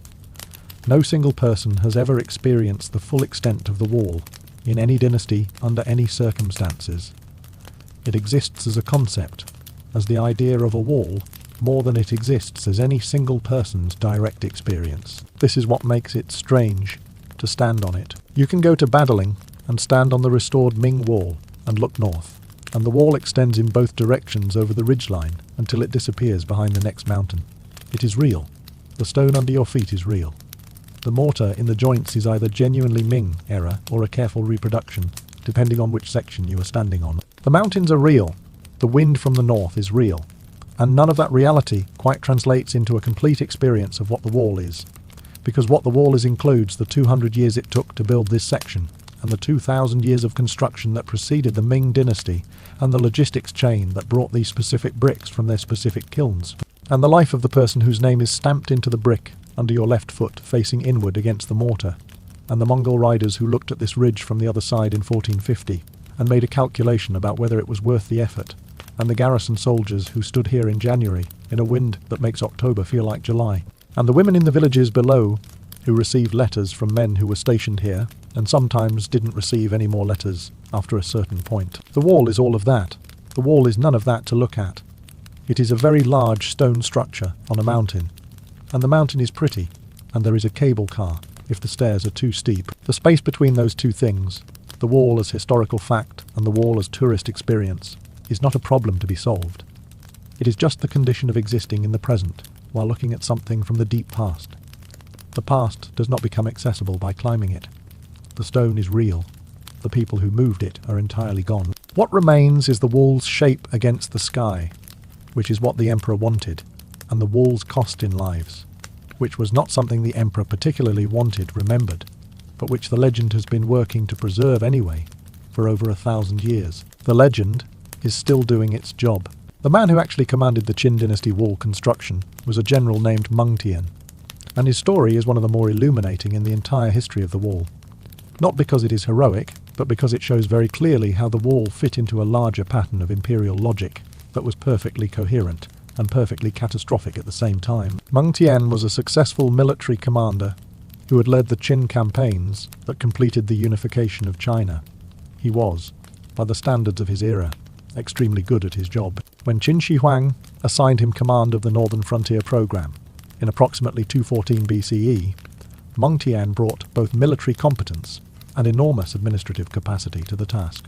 He commanded an army of 300,000 soldiers who were also, for the purposes of this assignment, a construction workforce, and he directed the connection of existing northern state walls into a unified barrier while extending the system to the east and west. He understood the Xiongnu threat from direct military experience. He understood logistics in a way that allowed him to sustain a massive workforce in the far north for multiple construction seasons. He was, by any measure, the right person for the assignment. He also, reportedly, expressed private reservations about the human cost of the project. In the account preserved in the Shiji, the first comprehensive Chinese history, written by Sima Qian roughly a century after the events, Meng Tian, awaiting execution after Qin Shi Huang's death, left him without political protection, reflected on what offence against heaven could justify his fate. He concluded that the wall was the answer. "I have," the account records him saying, "built walls and dug channels over 10,000 li. In this distance, it is impossible not to have cut through the Earth's arteries. The Earth's arteries, the vital channels through which the natural world maintained its balance, had been severed by the construction of the wall. This was his crime." This is a piece of historical writing from the Han Dynasty, about a Qin general, filtered through a century of political memory and literary convention, and it should not be mistaken for a verbatim transcript of what Meng Tian actually said in his final hours. But it tells you what the Han Dynasty thought about the Qin dynasty's wall project, that it was a thing done against the natural order of the world, and that the natural order eventually collected. The Qin dynasty collapsed 15 years after the completion of its first unified wall, consumed by the peasant rebellions and elite power struggles that the dynasty's relentless extraction of labour and resources had made inevitable.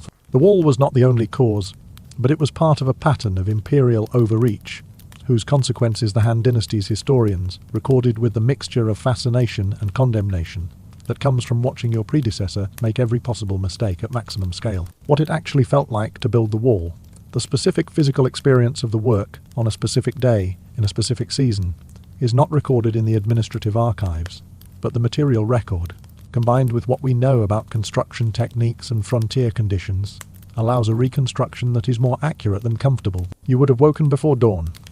The workday on a frontier construction site was calibrated to available daylight, which in the northern autumn meant beginning while it was still dark and cold enough to see your breath. The morning ration, your daily grain allotment portioned out by the camp overseer, would have been prepared the night before in large clay pots, a congee, typically thinned to make the grain go further with whatever was available in terms of preserved vegetables or dried fish from the supply wagons.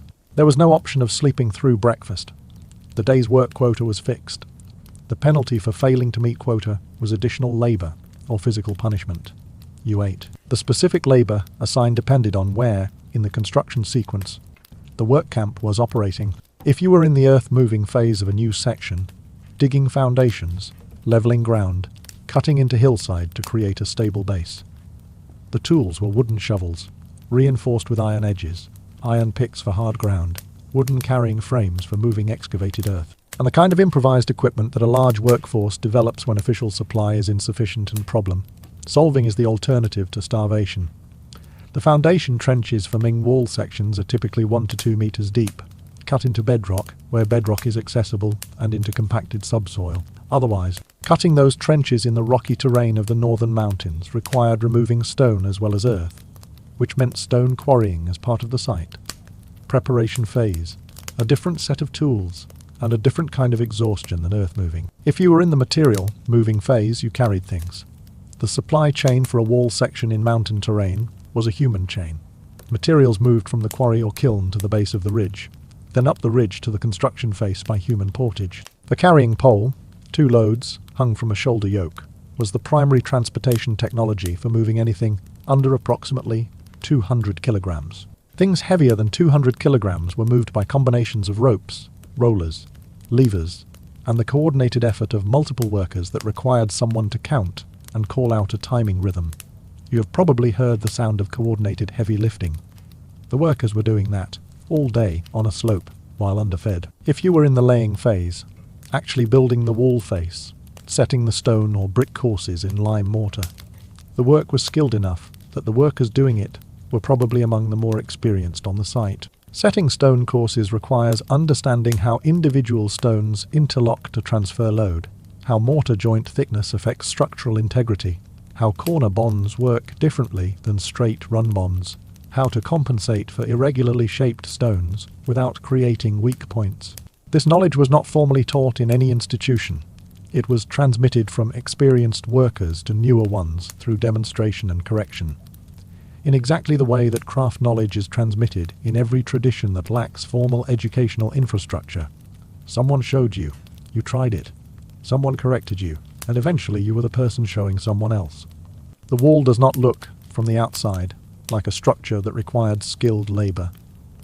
It looks like a very large pile of stones, which it also is. The specific expertise required to make a very large pile of stones into a structure that has survived 5 centuries of weathering, freeze, thaw cycles, and the occasional military assault is not visible from the outside. It is visible in the way the courses are laid and the corners are bonded, and the drainage channels are positioned to prevent water accumulation that would freeze and crack the structure in winter. Someone knew how to do this. That knowledge had to be transmitted to enough people to apply it across thousands of kilometers of wall. The transmission of that knowledge across multiple construction generations and multiple dynasties is one of the genuinely remarkable achievements embedded in the wall, invisible, unrecorded, and completely irreplaceable. The wall's relationship to water is one of the engineering details that appears only in the fine print. Water is the primary enemy of masonry construction in climates with freezing winters, because water that infiltrates masonry joints expands when it freezes and cracks the surrounding material. Ming Dynasty construction incorporated drainage features into the wall design specifically to address this.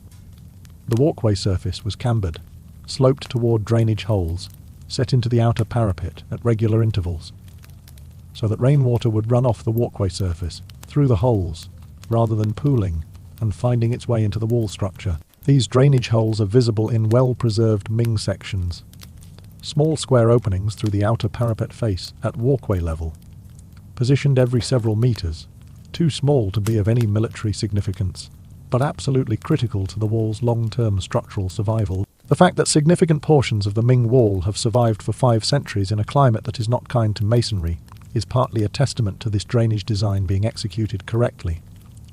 Where it was not executed correctly, or where the drainage holes have been blocked by later modifications, the wall has deteriorated faster. The wall also had a complicated relationship with the animals of the frontier. The construction of a continuous barrier across the northern landscape created a hard edge through ecosystems that had previously been continuous, and the ecological consequences of that edge were not something that the Ming Dynasty Engineering Corps spent significant time analysing. Large mammals moving seasonally between southern and northern ranges found their migration routes interrupted.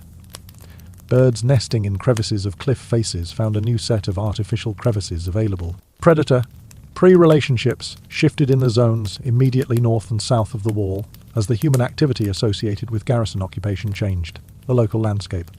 None of this appears in the administrative records, because it was not something the administration was tracking.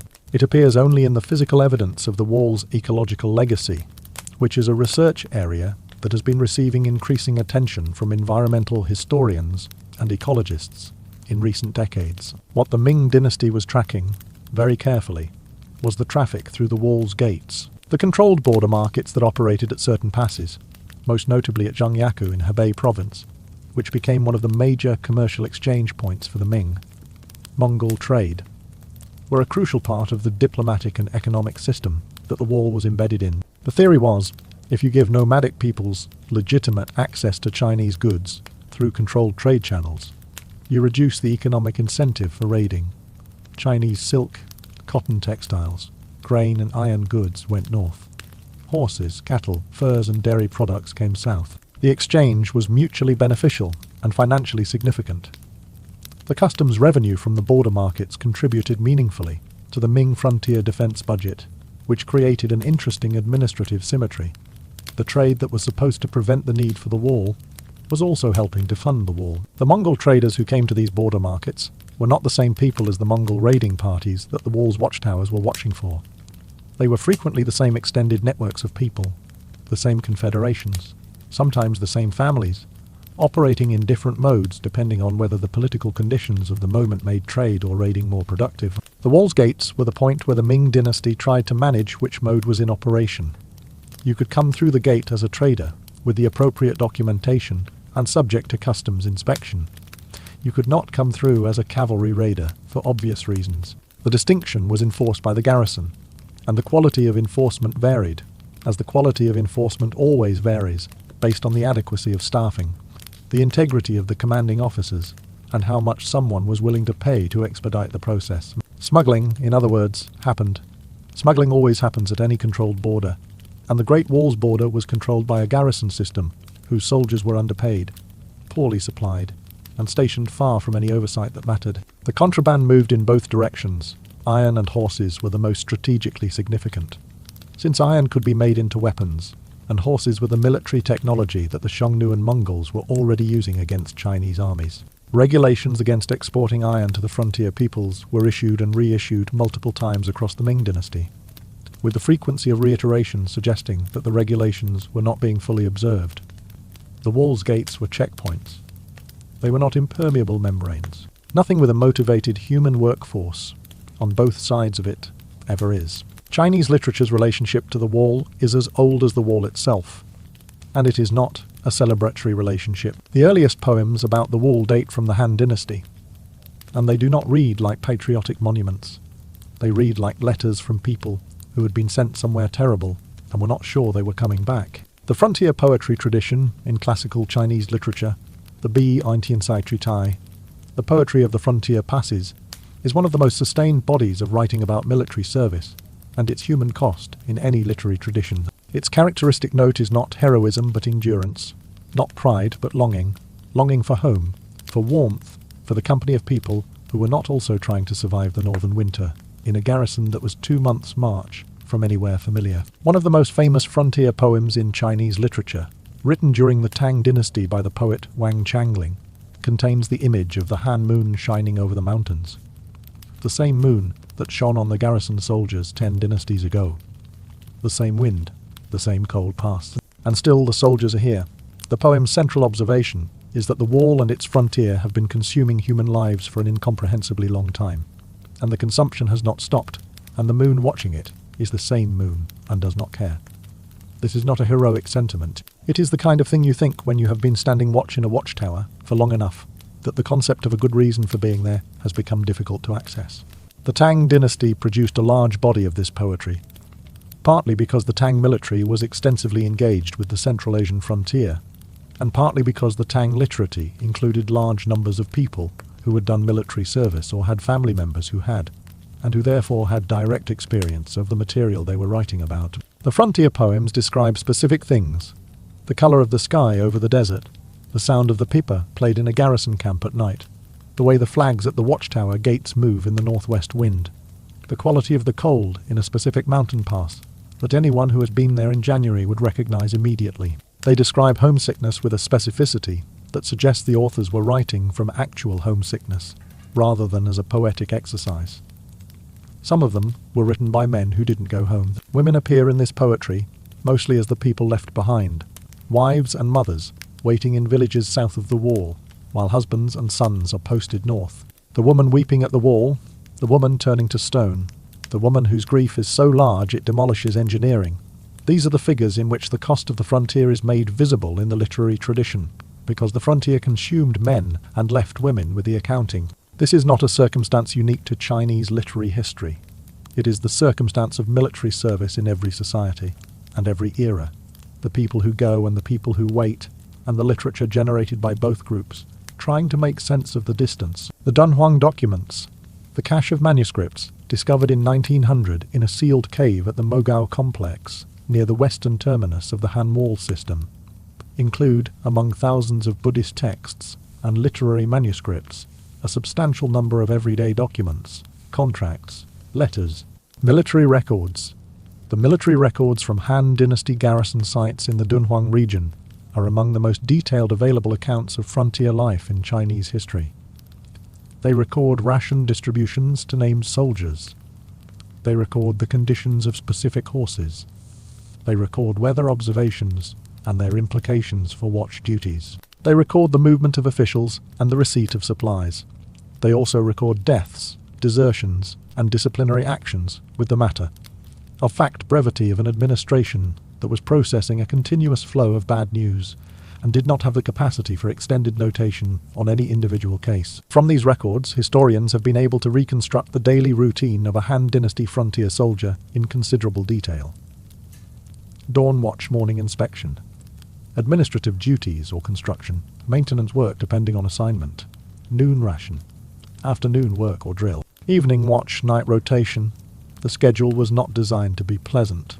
It was designed to produce a continuous watch capability, with the minimum number of personnel that was logistically sustainable, which turned out to be a number that was frequently too small, as various supply request records noting inadequate staffing levels confirm. There was a gap between the frontier defence the Empire wanted and the frontier defence the Empire was willing to fund, and that gap was filled by the soldiers who had been assigned there and could not leave. The gap never fully closed in any dynasty. The wall's terrain in the section between Jinshanling and Simotai, northeast of Beijing, is the kind of landscape that photographers return to repeatedly, because it does something to light and shadow that makes photographs look almost accidental in their composition. The wall here rides a ridge that drops 200 or 300 metres on the northern side and more on the southern, threading through a sequence of peaks and saddles with the watchtowers positioned on the highest points, so that the sight lines are clear in both directions. The vegetation in this section has been largely unmanaged for decades,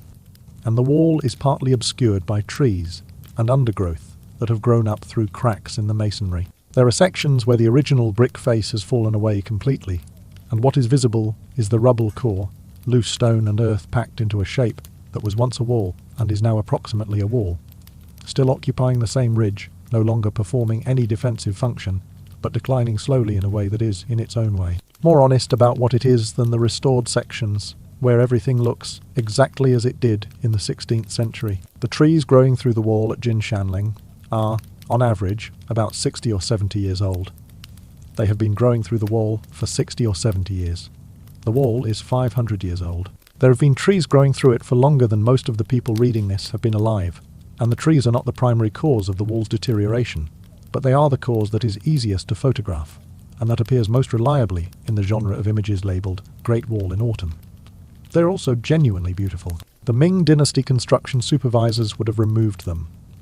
The Ming Dynasty construction supervisors have not been present for the last 380 years. The wall has been generating tourism revenue in some form since at least the 19th century, when Western visitors to China began including it in the itineraries of what would later be called the Grand Tour's Chinese equivalent. Early Western descriptions of the wall tend toward the hyperbolic, which is partly the literary convention of the era, and partly the genuine experience of encountering something whose scale does not fit normal reference frames. The estimate, which achieved wide circulation in the 19th century, and has been repeated confidently ever since, that the Great Wall is the only human structure visible from space, is not accurate. It was not accurate when it was first proposed. The wall is wide enough to walk on, but not wide enough to be distinguished from low Earth orbit without optical aids, and no astronaut has reported seeing it with the naked eye from space, including Chinese astronaut Yang Liwei, who said after his 2003 spaceflight that he had not been able to see it. The wall is visible from high-altitude aircraft under optimal conditions, which is a much less impressive claim, and therefore not the one that appears in the tourist brochures. The claim persists because it does something emotionally satisfying.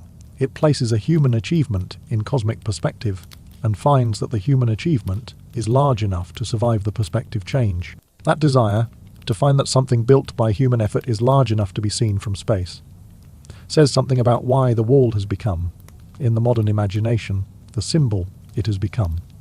It is not the largest human construction. It is not the oldest. It is not even, in its current state of partial survival, the most intact. But it is the one that has acquired the symbolic weight of representing the total ambition of human construction. And that symbolic weight is not going anywhere regardless of what actual astronauts do, or do not report seeing. The wall you imagine when you hear the words Great Wall is probably the Ming Dynasty wall, at Badaling or somewhere similar, on a clear autumn morning with the mist in the valleys. That wall exists. You can stand on it.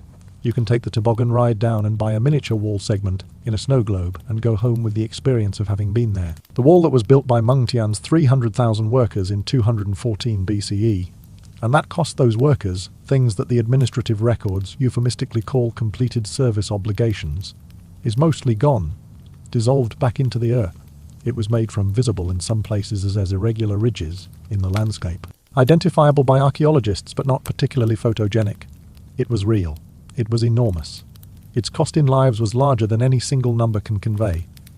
And it was built for reasons that made complete sense to the people who ordered it built. And that turned out to be insufficient reasons, as reasons for demanding the impossible usually do. The wall between those two versions of the wall, the monument and the cost, the symbol and the graves, is not a physical wall.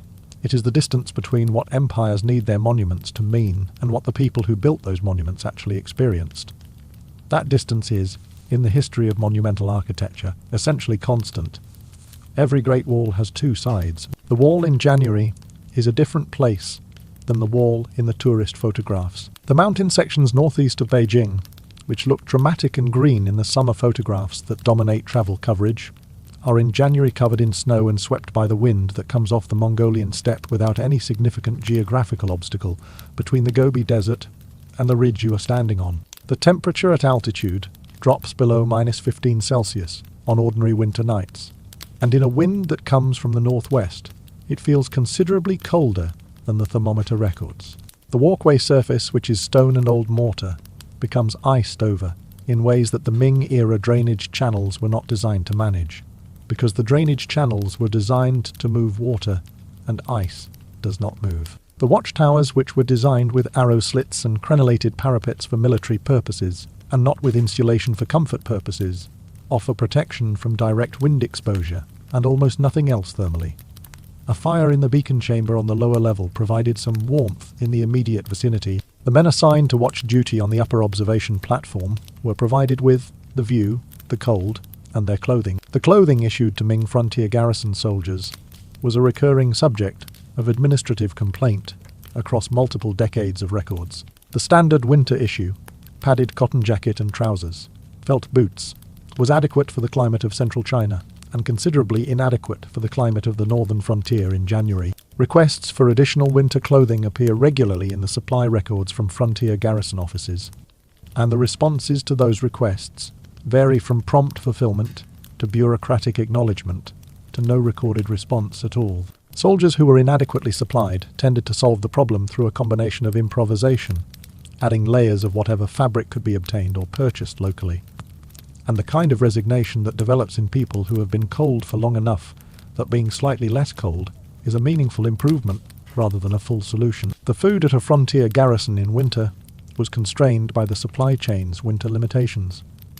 Fresh vegetables were unavailable. Grain was the primary ration, millet or sorghum, usually, rather than the wheat or rice that would have been more familiar to soldiers from agricultural regions further south. Preserved foods, dried meat, fermented vegetables, salted fish, if supply lines had been recently resupplied, supplemented the grain ration when available. The standard calculation for garrison ration adequacy was based on the caloric requirements of a man performing moderate physical labor, which is significantly less than the caloric requirements of a man performing heavy physical labor in cold conditions, which is what frontier garrison duty actually involved. The gap between the official ration calculation and the actual caloric need was filled when soldiers had the resources by purchases from local markets or from the camp traders who accompanied military units, and by the slow biological adjustment of bodies that are chronically underfed, a process that involves decreasing muscle mass and increasing susceptibility to cold and disease in ways that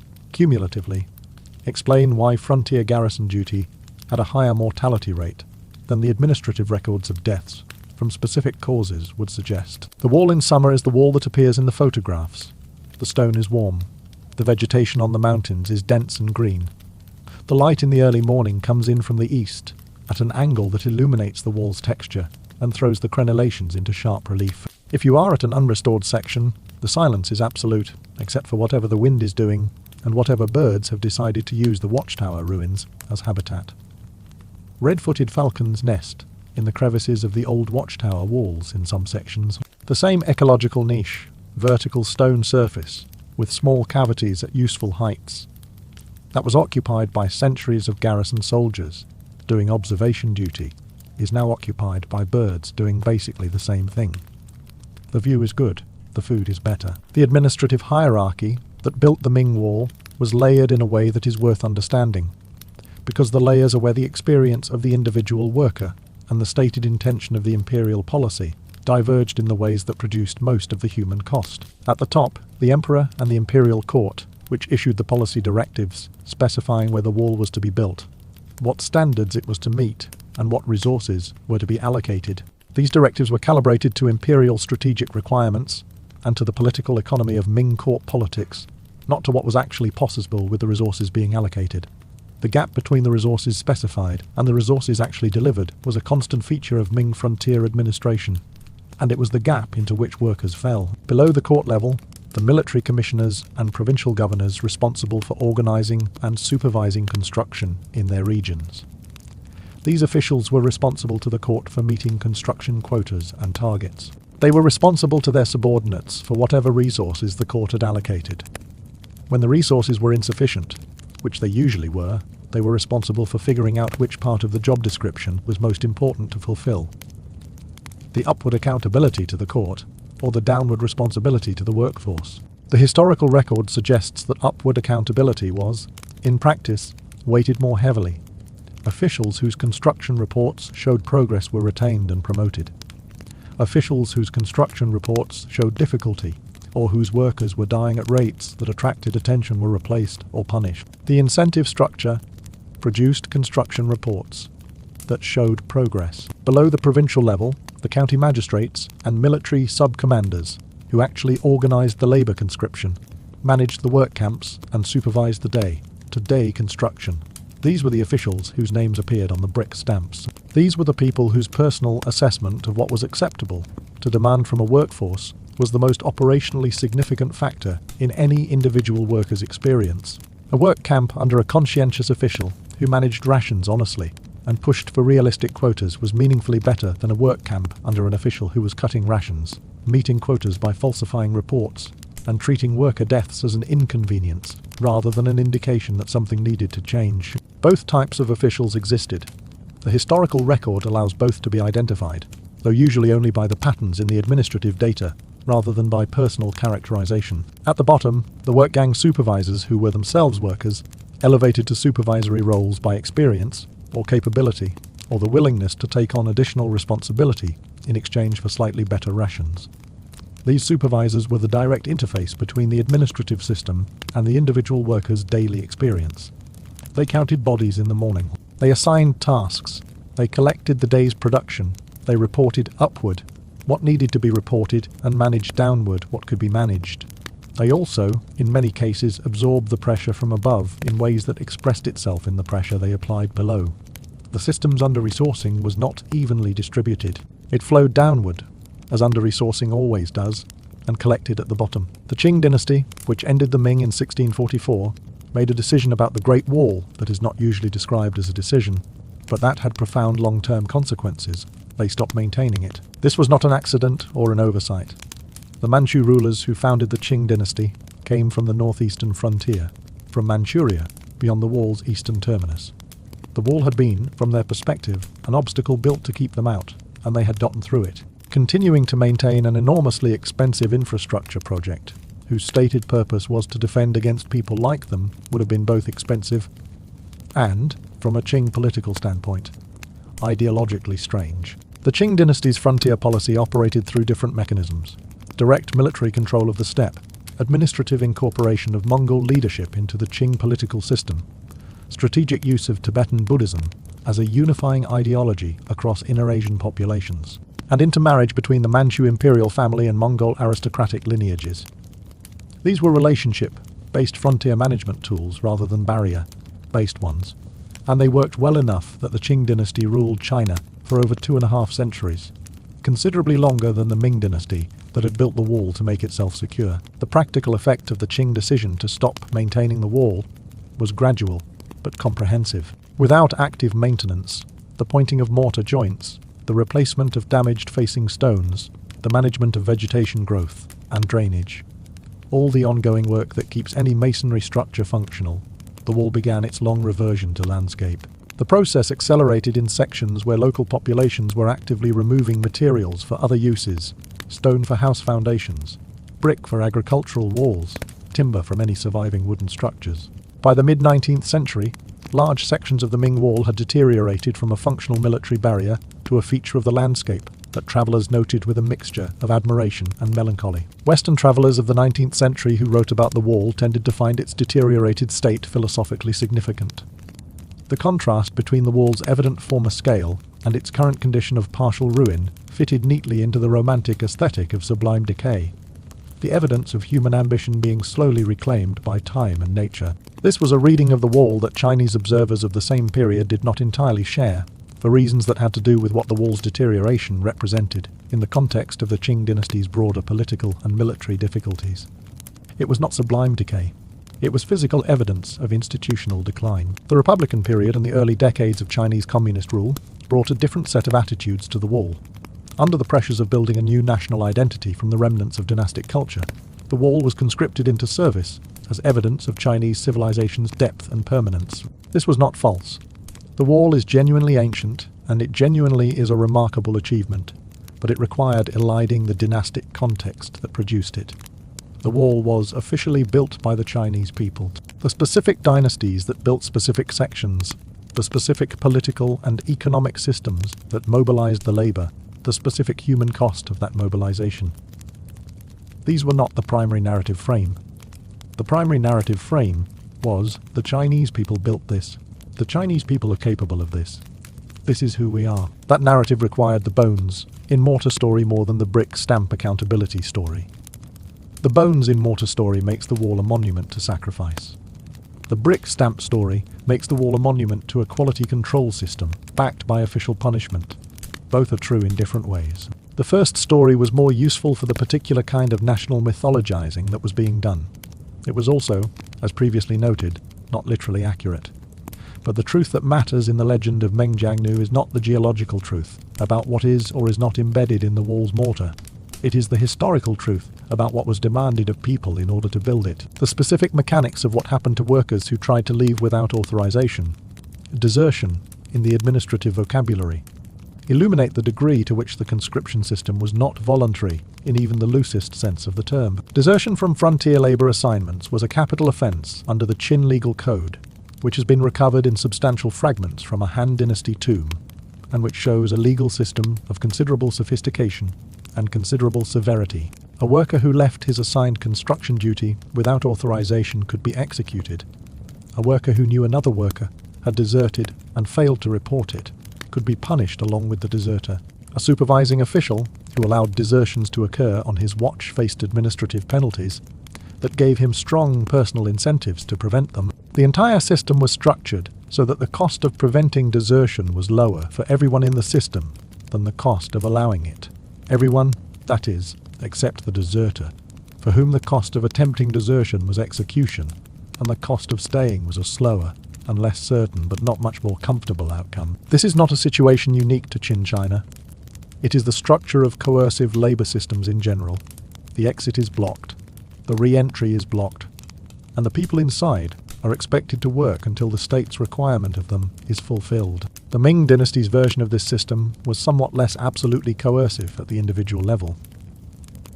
Desertion was a serious offense but not automatically capital. But the structural reality was similar. Workers were at the frontier because the state had sent them there, and the state had mechanisms for ensuring they stayed that were considerably more powerful than any individual worker's desire to be somewhere else. Some workers did escape.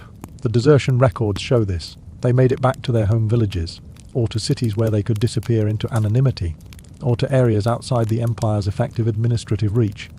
Their fates are not tracked in the records because, once successfully deserted, they were outside the system that generated the records. What is tracked are the consequences for their families and neighbours, who could be held collectively responsible for the desertion of a community member under certain regulatory frameworks. The collective accountability system was designed to make desertion socially costly as well as personally dangerous.